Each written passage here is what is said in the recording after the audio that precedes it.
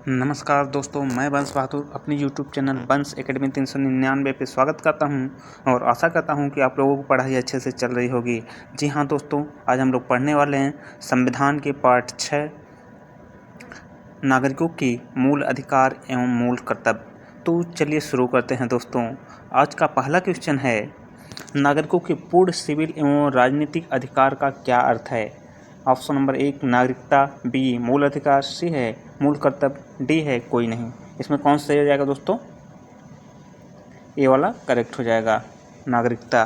चलिए नेक्स्ट प्रश्न है, नागरिकता को संविधान की किस सूची में स्थान दिया गया है? राज्य सूची, संघ सूची, समवर्ती सूची, कोई नहीं। इसमें कौन सा सही हो जाएगा? बी वाला करेक्ट हो जाएगा दोस्तों, संघ सूची में। अगला प्रश्न है, भारत के संविधान के किस भाग में नागरिकता संबंधी प्रावधान दिए गए हैं? भाग 3, भाग 4, भाग 1, भाग 2। इसमें कौन सही हो जाएगा दोस्तों? डी वाला करेक्ट हो जाएगा, भाग 2 में। अगला प्रश्न है, भारतीय संविधान के अनुच्छेद 5 में किसका उल्लेख है? संविधान के अंत पर नागरिकता के संबंध में, संविधान के बारे में, नागरिकों के मूल कर्तव्य के बारे में, संविधान के प्रारंभ पर नागरिकता के संबंध में। इसमें कौन सही हो जाएगा दोस्तों? डी वाला करेक्ट हो जाएगा, संविधान के प्रारंभ पर नागरिकता के संबंध में। अगला प्रश्न है, नागरिकता अधिनियम 1955 के अंतर्गत पंजीकरण द्वारा भारतीय नागरिकता प्राप्त करने के लिए भारतीय मूल के व्यक्ति को भारत में कितने वर्ष बिताने होंगे? 7 वर्ष, 5 वर्ष, 3 वर्ष, 1 वर्ष। इसमें कौन सा सही हो जाएगा? ये वाला करेक्ट हो जाएगा दोस्तों, 7 वर्ष। अगला प्रश्न है, भारतीय संविधान के किस अनुच्छेद में पाकिस्तान से आने वाले व्यक्तियों के नागरिकता संबंधी अधिकार का उल्लेख है? अनुच्छेद 2 में, अनुच्छेद 3 में, अनुच्छेद 6 में, अनुच्छेद 5 में। इसमें कौन सा सही हो जाएगा? सी वाला करेक्ट हो जाएगा, अनुच्छेद 6 में। अगला प्रश्न है,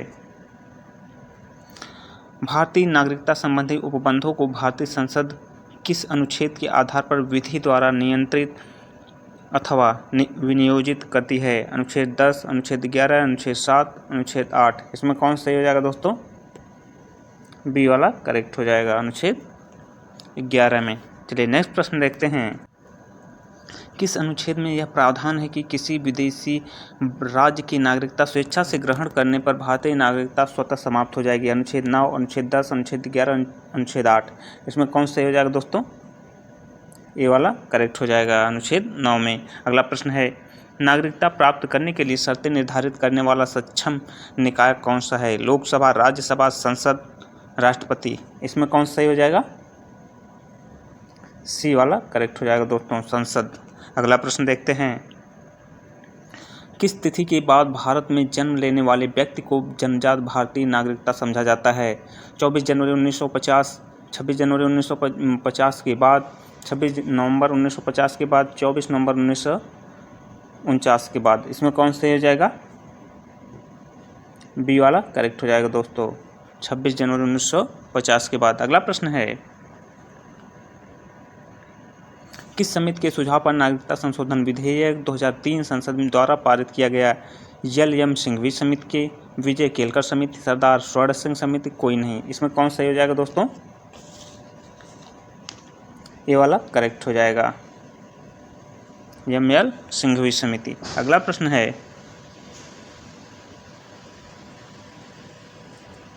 नागरिकता संशोधन विधेयक 2019 संसद में कब पारित किया गया? 13 दिसंबर को, 13 जनवरी को, 11 दिसंबर को, 11 जनवरी को। इसमें कौन सही हो जाएगा? इसमें सी वाला करेक्ट हो जाएगा दोस्तों, 11 दिसंबर को। अगला प्रश्न है, भारत के राष्ट्रीय नागरिक रजिस्टर में किस राज्य के भारतीयों के नाम है? नागालैंड, बिहार, गोवा, असम। इसमें कौन सही हो जाएगा दोस्तों? डी वाला करेक्ट हो जाएगा, असम की। अगला प्रश्न है, भारतीय संविधान कैसी नागरिकता प्रदान करता है? एकल नागरिकता, दोहरी नागरिकता। इसमें कौन सही हो जाएगा दोस्तों? ए वाला करेक्ट हो जाएगा, एकल नागरिकता। चलिए नेक्स्ट प्रश्न देखते हैं। अगला प्रश्न है, भारत में एकल नागरिकता का सिद्धांत कहाँ से लिया गया है? America, Germany, Africa, England. इसमें कौन सा सही हो जाएगा? डी वाला करेक्ट हो जाएगा दोस्तों, इंग्लैंड से। अगला प्रश्न है, किस देश में दोहरी नागरिकता का सिद्धांत स्वीकार किया गया है? इंग्लैंड, अमेरिका, रूस, कनाडा। इसमें कौन सही हो जाएगा दोस्तों? बी वाला करेक्ट हो जाएगा, अमेरिका के। अगला प्रश्न है, दोहरी नागरिकता किसकी विशेषता है? संघीय सरकार की, राज्य सरकार की, स्थानीय सरकार की, सभी की। इसमें कौन सही हो जाएगा? ए वाला करेक्ट हो जाएगा, संघीय सरकार के। अगला प्रश्न है, भारतीय नागरिकता किस प्रकार प्राप्त नहीं की जा सकती है? वंशानुक्रम, पंजीकरण, राज्य क्षेत्र का सम्मिलित होना, भारतीय बैंक में धन जमा करके। इसमें कौन सही हो जाएगा? डी वाला करेक्ट हो जाएगा दोस्तों, भारतीय बैंक में धन जमा करके। अगला प्रश्न है, भारत में नागरिकता की निम्नलिखित विशेषताओं में से कौन सी सही है? राज्य तथा राष्ट्र की दोहरी नागरिकता, राज्य की एकल नागरिकता, संपूर्ण भारत की एकल नागरिकता, भारत और अन्य देश की दोहरी नागरिकता। इसमें कौन सा सही हो जाएगा? सी वाला करेक्ट हो जाएगा दोस्तों। अगला प्रश्न देखते हैं, किन दो देशों के नागरिकों को छोड़कर नागरिकता संशोधन अधिनियम 2005 के अंतर्गत दोहरी नागरिकता का प्रावधान किया गया है? फ्रांस एवं अमेरिका, रूस एवं इंग्लैंड, पाकिस्तान एवं भूटान, पाकिस्तान एवं बांग्लादेश। इसमें कौन सही हो जाएगा? डी वाला करेक्ट हो जाएगा दोस्तों, पाकिस्तान एवं बांग्लादेश। अगला प्रश्न है,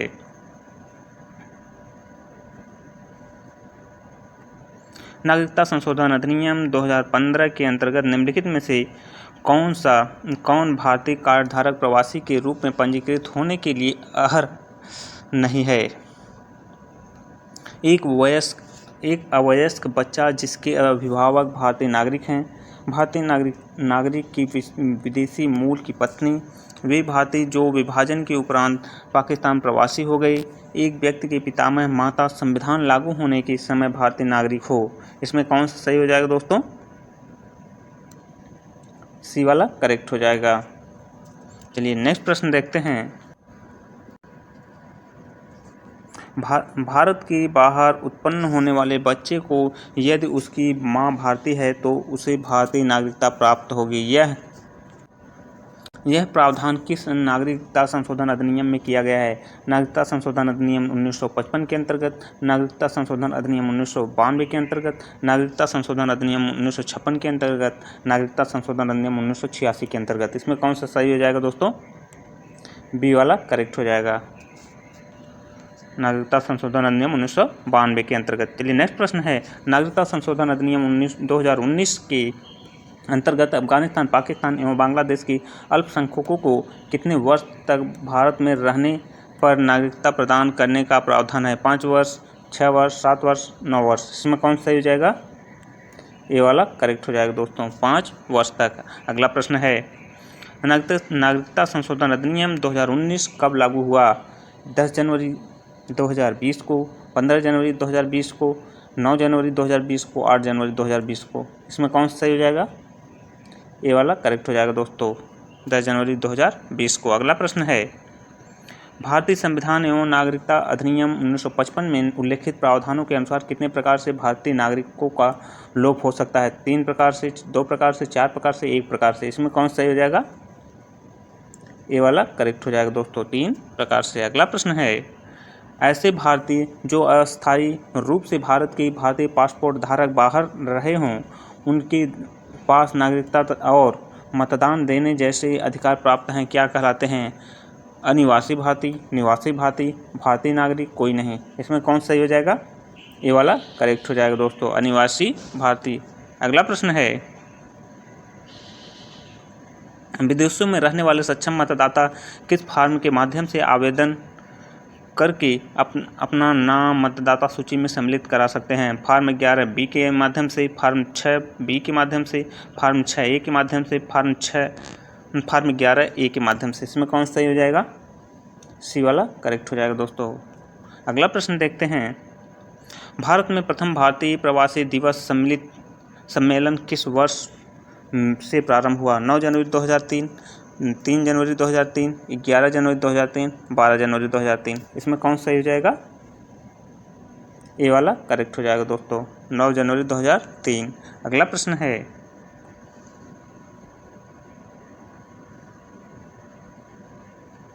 भारतीय नागरिकता किसके द्वारा दी जाती है? भारत के राष्ट्रपति द्वारा, प्रधानमंत्री द्वारा, गृह मंत्रालय द्वारा, विदेश मंत्रालय द्वारा। इसमें कौन सा हो जाएगा दोस्तों?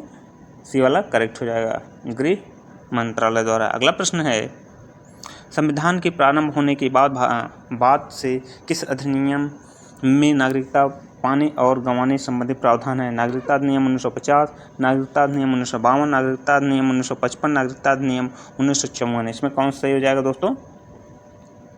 सी वाला करेक्ट हो जाएगा, 1955। अगला प्रश्न है, भारत में नागरिकता प्राप्त करने का नियम कौन बनाता है? संसद, राज्यपाल, मुख्य चुनाव आयुक्त, प्रधानमंत्री। इसमें कौन सही हो जाएगा? ये वाला करेक्ट हो जाएगा दोस्तों, संसद। अगला प्रश्न देखते हैं, ऐसे सभी व्यक्ति जिन्होंने डैश या उसके पश्चात भारत में जन्म ग्रहण किया हो उन्हें जन्मजात भारतीय नागरिकता समझा जाएगा। 15 जनवरी 1947, 1 जनवरी 1949, 26 जनवरी 1950, 15 जनवरी 1950। इसमें कौन सा सही हो जाएगा? सी वाला करेक्ट हो जाएगा, 26 जनवरी 1950। अगला प्रश्न है, मौलिक अधिकार का सर्वप्रथम विकास कहाँ हुआ था? ब्रिटेन में, इंग्लैंड में, अमेरिका में, रूस में। इसमें कौन सा सही हो जाएगा? ये वाला करेक्ट हो जाएगा दोस्तों, ब्रिटेन में। अगला प्रश्न देखते हैं, सर्वप्रथम ब्रिटिश नागरिकों को लिखित रूप से मौलिक अधिकार प्रदान करने वाले दस्तावेज का नाम क्या है? अधिकार पत्र, प्राधिकार पत्र, नेहरू रिपोर्ट, विधिक पत्र। इसमें कौन सा सही हो जाएगा दोस्तों? ये वाला करेक्ट हो जाएगा। अगला प्रश्न देखते हैं, ब्रिटिश साम्राज्य जॉन द्वारा मैग्ना कार्टा कब पारित किया गया? 1214 ईस्वी में, 1216 ईस्वी में, 1215 ईस्वी में और 1214 ईस्वी में। इसमें कौन सा सही हो जाएगा?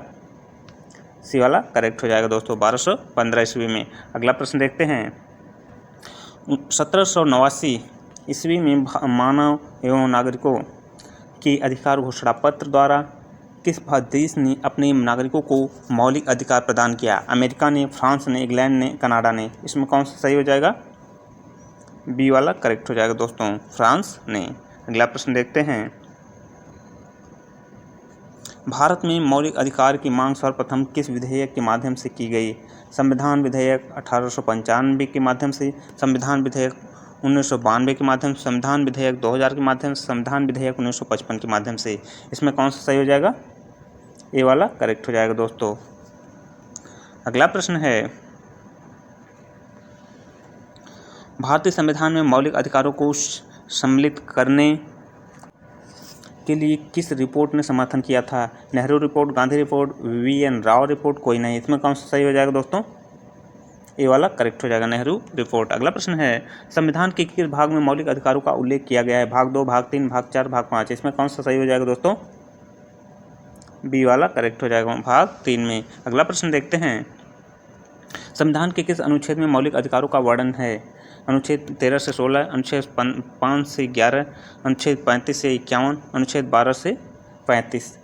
इसमें कौन सा सही हो जाएगा दोस्तों? डी वाला करेक्ट हो जाएगा, 12 से 35। अगला प्रश्न है, भारतीय संविधान में प्रारंभ में कितने मौलिक अधिकार दिए गए थे? 5, 4, 6, 7। इसमें कौन सा सही हो जाएगा? डी वाला करेक्ट हो जाएगा दोस्तों, 7। अगला प्रश्न देखते हैं, किस संविधान संशोधन के द्वारा संपत्ति के अधिकार को मौलिक अधिकारों की सूची से हटा दिया गया? 42वें संविधान संशोधन द्वारा, 44वें संविधान संशोधन द्वारा, 46वें संविधान संशोधन द्वारा, 63वें संविधान संशोधन द्वारा। इसमें कौन सा सही हो जाएगा दोस्तों? बी वाला करेक्ट हो जाएगा, 44वें संविधान संशोधन द्वारा।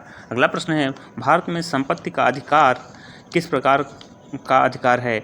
विधिक अधिकार, मौलिक अधिकार, आर्थिक अधिकार, कोई नहीं। इसमें कौन सा सही हो जाएगा? ये वाला करेक्ट हो जाएगा दोस्तों, विधिक अधिकार। अगला प्रश्न है, संपत्ति के अधिकार को संविधान के किस अनुच्छेद के अंतर्गत विधिक अधिकार दिया गया है? अनुच्छेद 300 का, अनुच्छेद 300, अनुच्छेद 343, अनुच्छेद 500। इसमें कौन सा सही हो जाएगा दोस्तों? ये वाला करेक्ट हो जाएगा। अगला प्रश्न देखते हैं, भारतीय संविधान में मौलिक अधिकार की प्रकृति कैसी है? वाद योग्य नहीं, वाद योग्य, अमान्य, इनमें से कोई नहीं। इसमें कौन सा सही हो जाएगा? बी वाला करेक्ट हो जाएगा दोस्तों, वाद योग्य। अगला प्रश्न देखते हैं, भारतीय संविधान में समता अधिकार किन 5 अनुच्छेदों द्वारा प्रदान किया गया है? अनुच्छेद 11 से 19, अनुच्छेद 5 से 11, अनुच्छेद 14 से 18 तक, अनुच्छेद 15 से 18 तक। इसमें कौन सा सही हो जाएगा दोस्तों? सी वाला करेक्ट हो जाएगा। अगला प्रश्न देखते हैं। कानून को लागू करने के मामले में कोई विधि जो किसी कार्यपालक तथा प्रशासनिक प्राधिकारों को अनिर्देशित एवं अनियंत्रित विवेकाधिकार देती है, संविधान के किस अनुच्छेद का उल्लंघन करती है? अनुच्छेद 16, अनुच्छेद 15, अनुच्छेद 14, अनुच्छेद 12। इसमें कौन सा सही हो जाएगा दोस्तों? सी वाला करेक्ट हो जाएगा, अनुच्छेद 14। अगला प्रश्न है। भारतीय संविधान के किस अनुच्छेद के अनुसार राज्य किसी नागरिक के विरुद्ध केवल धर्म, मूल वंश, जाति, लिंग, जन्म स्थान या इनमें से किसी के आधार पर कोई भी भेद नहीं करेगा? अनुच्छेद 14, अनुच्छेद 12, अनुच्छेद 16, अनुच्छेद 15। इसमें कौन सा सही हो जाएगा? डी वाला करेक्ट हो जाएगा दोस्तों। अगला प्रश्न है। किस अनुच्छेद द्वारा नागरिकों को सरकारी या सार्वजनिक उपयोग हेतु समर्पित कुओं, तालाबों, सड़क, स्नान घाट आदि के उपयोग का भेदभाव रहित अधिकार प्रदान किया गया है? अनुच्छेद 15(3) द्वारा, अनुच्छेद 15(5) द्वारा, अनुच्छेद 15(2)(b) द्वारा, इनमें से कोई नहीं। इसमें कौन सा सही हो जाएगा? सी वाला करेक्ट हो जाएगा दोस्तों। अगला प्रश्न देखते हैं। शिक्षण संस्थानों जिसमें गैर सरकारी व गैर अनुदान प्राप्त भी सम्मिलित हैं, अन्य पिछड़ी अनुसूचित जाति व अनुसूचित जनजाति हेतु आरक्षण की सुविधा किस अनुच्छेद में प्रदान की गई है? अनुच्छेद 15(3) द्वारा, अनुच्छेद 15(5) द्वारा, अनुच्छेद 15(2) द्वारा, इनमें से कोई नहीं। इसमें कौन सा सही हो जाएगा दोस्तों? बी वाला करेक्ट हो जाएगा, अनुच्छेद 15(5) द्वारा। अगला प्रश्न है। संविधान के किस अनुच्छेद के अंतर्गत यह उपबंध है कि राज्य के अधीन किसी पद पर नियोजन से संबंधित विषयों में सभी नागरिकों के लिए अवसर की क्षमता होगी? अनुच्छेद 16, अनुच्छेद 17, अनुच्छेद 15, अनुच्छेद 14। इसमें कौन सा सही हो जाएगा? ए वाला करेक्ट हो जाएगा दोस्तों, अनुच्छेद 16। अगला प्रश्न देखते हैं। भारतीय संविधान के किन अनुच्छेदों के अनुसार ओबीसी अन्य पिछड़ा वर्ग को आरक्षण के प्रावधान दिए गए हैं? अनुच्छेद 15(2), अनुच्छेद 16(3) में, अनुच्छेद 15(1) तथा 16(2) में, अनुच्छेद 15(3) तथा 16(1) में, अनुच्छेद 15(4) तथा 16(4) में। यहाँ पर कौन सही हो जाएगा दोस्तों? डी वाला करेक्ट हो जाएगा। चलिए नेक्स्ट प्रश्न देखते हैं। भारतीय संविधान का कौन सा अनुच्छेद अस्पृश्यता का उन्मूलन करता है और किसी भी रूप में उसके आचरण को निषेध करता है? अनुच्छेद 17, अनुच्छेद 16, अनुच्छेद 12, अनुच्छेद 15। इसमें कौन सा सही हो जाएगा दोस्तों? ये वाला करेक्ट हो जाएगा, अनुच्छेद 17। अगला प्रश्न देखते हैं। भारतीय संविधान के अनुच्छेद 17 का संबंध है अस्पृश्यता उन्मूलन से, शिक्षा से, स्वास्थ्य से, रोजगार से। इसमें कौन सा सही हो जाएगा दोस्तों? ये वाला करेक्ट हो जाएगा, अस्पृश्यता उन्मूलन से। अगला प्रश्न देखते हैं। अनुसूचित जाति तथा अनुसूचित जनजाति को किस अनुच्छेद के अंतर्गत मौलिक सामाजिक, आर्थिक, राजनीतिक तथा सांस्कृतिक अधिकार दिया गया है? अनुच्छेद 16, अनुच्छेद 17, अनुच्छेद 18, अनुच्छेद 19। इसमें कौन सा सही हो जाएगा? बी वाला करेक्ट हो जाएगा दोस्तों, अनुच्छेद 17। अगला प्रश्न है। किस अनुच्छेद के द्वारा राज्य को उपलब्धियां प्रदान करने तथा नागरिकों को उपाधियां ग्रहण करने से प्रतिबद्ध किया गया है? अनुच्छेद 15 के द्वारा, अनुच्छेद 16 के द्वारा, अनुच्छेद 17 के द्वारा, अनुच्छेद 18 के द्वारा। इसमें कौन सा सही हो जाएगा? डी वाला करेक्ट हो जाएगा दोस्तों। अगला प्रश्न देखते हैं। भारतीय संविधान में वर्णित उपाधियों का अंत किस अनुच्छेद से संबंधित है? अनुच्छेद 16, अनुच्छेद 17, अनुच्छेद 18, अनुच्छेद 19। इसमें कौन सा सही हो जाएगा? सी वाला करेक्ट हो जाएगा दोस्तों, अनुच्छेद 18। अगला प्रश्न है। भारतीय संविधान के किस अनुच्छेद में भाषण एवं अभिव्यक्ति की स्वतंत्रता के मौलिक अधिकार का प्रावधान है? अनुच्छेद 15, अनुच्छेद 16, अनुच्छेद 18, अनुच्छेद 19। इसमें कौन सा सही हो जाएगा? डी वाला करेक्ट हो जाएगा दोस्तों, अनुच्छेद 19। अगला प्रश्न है। संविधान का अनुच्छेद 19(1) कितने प्रकार की स्वतंत्रताओं की व्यवस्था करता है? 5, 6, 7, 4। इसमें कौन सा सही हो जाएगा दोस्तों? बी वाला करेक्ट हो जाएगा, 6 प्रकार की। अगला प्रश्न देखते हैं। उच्चतम न्यायालय की व्यवस्था के अनुसार निजी भवनों के ऊपर राष्ट्रीय झंडे को फहराना किस अनुच्छेद के अंतर्गत प्रत्येक नागरिक का मौलिक अधिकार है? अनुच्छेद 19, अनुच्छेद 18, अनुच्छेद 15, अनुच्छेद 16। इसमें कौन सा सही हो जाएगा? ये वाला करेक्ट हो जाएगा दोस्त। अगला प्रश्न देखते हैं। अपराधों के लिए दोष सिद्धि के संबंध में संरक्षण संबंधित अनुच्छेद कौन सा है? अनुच्छेद 17, अनुच्छेद 18, अनुच्छेद 19, अनुच्छेद 20। इसमें कौन सा सही हो जाएगा? डी वाला करेक्ट हो जाएगा दोस्तों, अनुच्छेद 20। तो आज का सेशन यहीं पे समाप्त होता है दोस्तों। वीडियो अच्छा लगे तो वीडियो को लाइक, सब्सक्राइब और शेयर कीजिए। धन्यवाद दोस्तों।